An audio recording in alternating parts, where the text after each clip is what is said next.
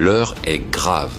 C'est désormais confirmé. Il y a à peine 5 minutes, le président américain Donald Trump a annoncé sur son propre réseau social que l'armée américaine a mené des frappes aériennes contre 3 sites nucléaires iraniens, y compris le très stratégique site de Fordo. Avant d'aller plus loin, merci de liker cette vidéo, de la partager massivement autour de vous et de vous abonner si ce n'est pas encore fait. Ce que vous allez entendre est crucial pour comprendre l'ampleur de ce qui se joue en ce moment même. Revenons à l'essentiel. Fordo, ce nom que nous avons évoqué à plusieurs reprises ces derniers temps, c'est désormais une cible frappée. Pour l'instant, nous ne connaissons pas l'ampleur des dégâts. Ont-ils atteint les installations en profondeur? La question demeure, d'autant plus qu'il y avait des doutes sur la puissance des bombes utilisées. Mais ce qui est clair, c'est que Donald Trump a publié un message. Je vous le lis dans un instant et ensuite, nous poursuivrons notre suivi de cette actualité. Pour l'instant, voici les faits. Trump affirme que l'attaque aérienne a été un succès. 3 sites nucléaires ont été visés, Fordo, Natanz et Ispahan. Il déclare qu'un arsenal complet de bombes a été largué sur Fordo, ajoutant qu'aucune autre armée au monde n'est capable d'un tel assaut. Voilà ses mots. Il conclut son message en appelant l'Iran à la paix. Oui, vous avez bien entendu. Après avoir frappé, Donald Trump appelle maintenant à l'apaisement.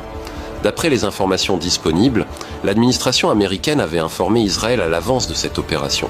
Le média Axios, qui cite un responsable israélien, affirme que cette décision représente une escalade historique au Moyen-Orient. Il s'agit là d'une intervention lourde de conséquences, une décision que Trump, comme ses prédécesseurs, avait jusqu'ici cherché à éviter par la diplomatie. Aujourd'hui, ce cap a été franchi, une vraie provocation et peut-être un tournant majeur. L'Amérique a relevé le défi. Mais un autre défi l'attend désormais, la riposte potentielle de l'Iran et de ses alliés. À cet instant précis, aucune réaction officielle de Téhéran n'a été publiée, ce qui est normal, cela vient tout juste de se produire. Trump précise que tous les avions américains sont rentrés sains et saufs. L'opération, selon lui, s'est déroulée parfaitement.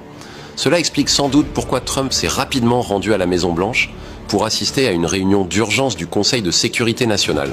Et cela justifie aussi les récents mouvements de navires américains que nous avons observés. Désormais, 2 scénarios sont possibles. L'Iran fait profil bas et la paix revient. Tout le monde comprendra alors qu'Israël ne pouvait pas agir seul et que l'intervention des États-Unis était nécessaire. L'Iran riposte, comme il l'a plusieurs fois promis. Riposte contre tous les intérêts américains dans la région.